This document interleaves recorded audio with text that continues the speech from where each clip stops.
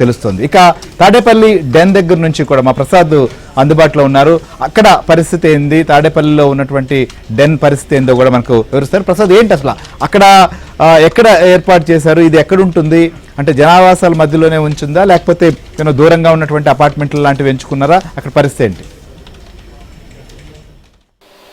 రాష్ట్రంలోనే కాదు దేశవ్యాప్తంగా సంచలనం కలిగిన మద్యం కుంభకోణానికి సంబంధించి ఆ విచారణలు తవ్వే కొద్దీ విస్తుపోయే వాస్తవాలు ఇళ్ళకి వస్తూ ఉన్నాయి. ఈ మద్యం కుంభకోణానికి సంబంధించి మొదటి నుంచి కూడా ప్రణాళికబద్ధంగానే వైసీపీ నేతలు వ్యూహం రూపొందించడం కూడా స్పష్టంగా అర్థమవుతూ ఉంది.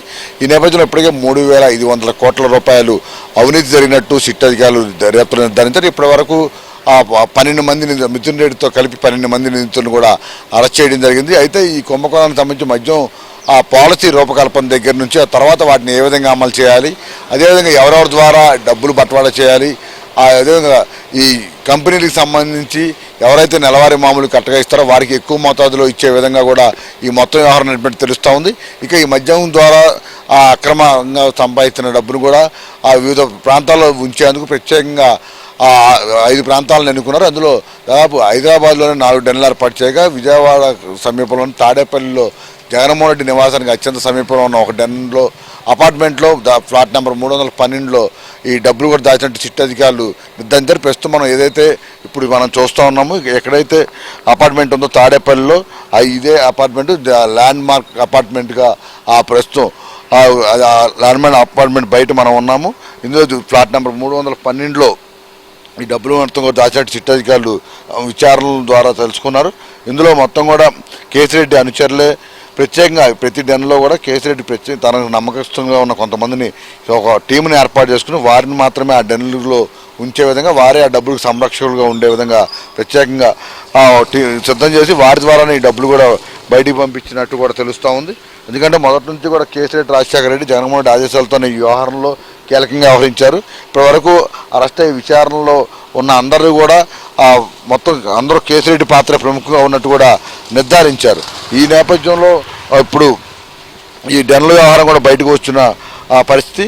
ముఖ్యంగా ఎక్కడి నుంచి అయినా డబ్బులు రవాణా చేయాలంటే ముందుగా కేసిరెడ్డి రాజశేఖర రెడ్డి దగ్గర నుంచి ఈ మద్యం ద్వారా సంపాదించిన అవినీతి సొమ్మును ఆయా ప్రాంతాలకు పంపించేందుకు ప్రత్యేకంగా ఏర్పాట్లు చేశారు. అందులో భాగంగానే ఇప్పుడు అయితే చెవిరెడ్డి భాస్కర్ రెడ్డి ఎన్నికల ఖర్చు కోసం కేసిరెడ్డి రాజశేఖర నుంచి దాదాపు 200 నుంచి 250 కోట్లు తెప్పించారని చెప్తున్నారు.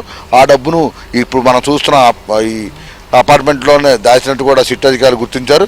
ఇక్కడ నుంచే ఇటు కృష్ణా గుంటూరు జిల్లాలకు సంబంధించిన కొంతమంది అభ్యర్థులకు కూడా డబ్బులు పంపిణీ చేసినట్టు కూడా తెలుస్తూ ఉంది. అదేవిధంగా ఈ మొత్తం వ్యవహారానికి సంబంధించి ఎప్పటికప్పుడు జగన్మోహన్ రెడ్డికి కూడా ఈ పూర్తి సమాచారం అందించే విధంగా ప్రత్యేకంగా ఇక్కడ నుంచి వ్యవస్థను ఏర్పాటు చేశారు. ఈ ఫోటోలు కావచ్చు, అదేవిధంగా లోపల డబ్బులకు సంబంధించి కూడా ఎవరెవరు రక్షణగా ఉంటున్న అంశాలపై కూడా పూర్తిగా జగన్కి సమాచారం ఇచ్చినట్టు కూడా సిట్టు విచారణలో తేలింది. దీంతో పాటు ఇక హైదరాబాద్లో సాయి శ్రీనివాసం అపార్ట్మెంట్ ఫిలిం నగర్ హైదరాబాద్, అదేవిధంగా నిర్మతీస్ landmark MLA colony Hyderabad, అలాగే O2 స్క్వేర్ నానక్రామగూడ హైదరాబాద్,